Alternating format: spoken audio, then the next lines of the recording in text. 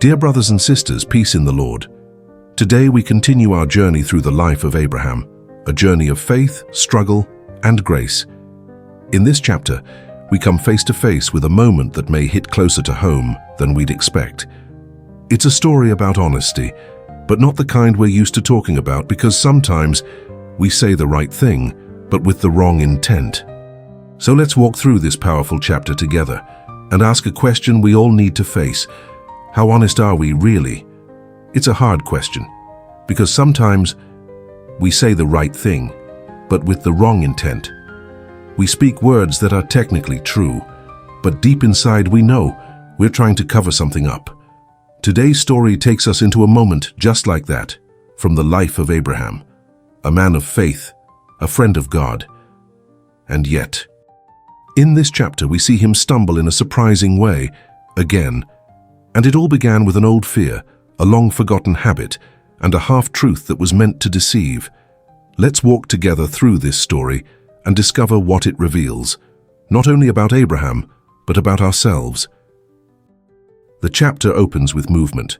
Genesis chapter 20 verse 1 tells us, "And Abraham journeyed from thence toward the south country, and dwelled between Kadesh and Shur, and sojourned in Gerar." We don't know exactly why Abraham moved. Some believe it was grief. He had just witnessed the fiery judgment on Sodom and Gomorrah, cities he once tried to intercede for. Others suggest a famine may have been coming.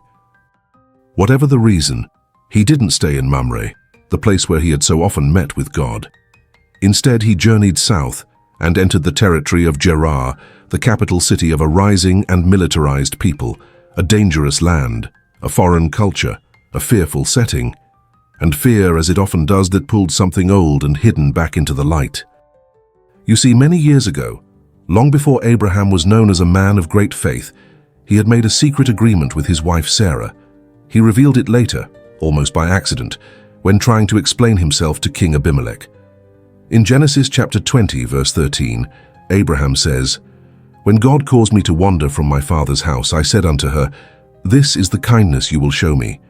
Wherever we go, say of me, He is my brother." And technically it was true. Sarah was his half-sister, the daughter of his father, but not of his mother. But that wasn't the whole truth. And Abraham knew it. Sarah wasn't just his sister. She was his wife, his partner, the one through whom the promise would come. And hiding that fact was no small omission. It was an act of deception. Abraham used the truth to tell a lie. Here's where the lesson starts to get very real for us. Because what is a lie? It's not just about saying something false, it's about the intent, the purpose behind the words. If you say something untrue by accident while trying your best to speak truthfully, that's a mistake, not a lie. But if you speak something technically true with the intention to deceive, then it's still a lie in God's eyes. And that's exactly what Abraham did. He let fear drive him back to an old plan. He didn't trust that God could protect him in this new land, so he leaned again on an agreement rooted in doubt instead of faith. And Sarah, for whatever reason, maybe out of habit, maybe out of fear, went along with it. The lie worked in the worst possible way. Abimelech, king of Gerar, took Sarah into his household. He believed she was unmarried, and now the promise of God, the long-awaited son, was at risk. Abraham's cowardice had not only endangered Sarah's purity, it had placed the entire future of God's covenant plan in jeopardy. But God intervened. In Genesis chapter 20, verse 3, we read, "But God came to Abimelech in a dream by night and said to him, Behold, you are a dead man for the woman which you have taken, for she is a man's wife."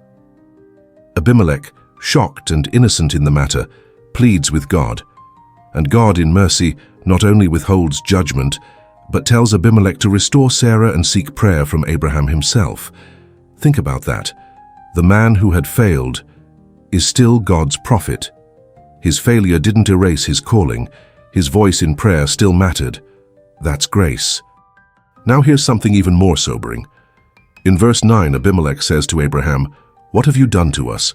And how have I offended you, that you have brought on me and on my kingdom a great sin?" Imagine it, a pagan king, rebuking the friend of God, a man who didn't even know Jehovah. standing taller in integrity than the one who did. It was a tragedy. And yet, how often does it happen still? The Christian worker who cheats a customer, the believer who gossips more than their unbelieving friend, the church leader who preaches purity but lives in secret sin, and the world watches and wonders, if this is what following God looks like, why should I believe? Let that sink in. Abraham's failure wasn't just personal, it dishonored God's name before a watching world. And yet, the contrast in this story is striking. Abimelech, though a pagan king, acted with honor. He rose early to set things right. He gave gifts. He restored Sarah. He even spoke gently, respectfully, reminding her that she would be honored as the wife of a prophet. It's as if the Holy Spirit is telling us it's not about how good we are by nature. What makes the difference is what God does in us and how we respond to His grace. Abraham was not perfect, neither are we. But God was still writing His story. So what about that secret pact? That lie quietly hiding in Abraham's past? It had lived dormant for years, 30 years in fact. Never challenged, never confessed, never torn up.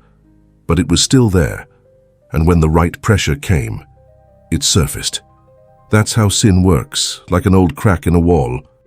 You don't see it until the house shifts and suddenly it splits wide open. Sometimes we think we're safe because time has passed, but the truth is, we're never completely safe while we live in this world. We need to walk humbly, stay alert, keep short accounts with God. But here's the beauty of this chapter. Abraham failed, and God didn't throw him away. Yes, God exposed the sin. Yes, He brought Abraham low. Yes, He let a heathen king do the rebuking. But He also protected Sarah. He preserved the promise, and He restored Abraham. And that same mercy is offered to you, mighty, today.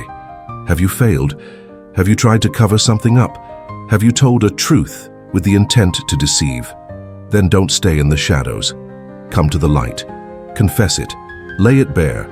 God already sees, and He is more ready to forgive than we are to ask. So how honest are you really? If Abraham, a man called friend of God, could fall into this trap, then maybe we should all take a moment to ask God, "Search me, O God, and know my heart." Because the real test of integrity is not what others see, it's what God sees. And the good news is, He sees everything and still loves us. He doesn't give up on those He's called. So let's walk honestly, humbly, and with eyes wide open. Today's message was based on chapter 18, titled A Bit of the Old Nature, from the book Abraham or the Obedience of Faith by F.B. Meyer. We invite you to read one chapter a day with us in this beautiful devotional journey. Let's walk together through the life of Abraham and learn what obedience, trust, and grace really mean. If you found this message helpful, make sure to subscribe to our channel, turn on the notification bell, and share this video with someone who may need a reminder. God hasn't given up on them either. We'll see you tomorrow for another powerful chapter in the life of faith.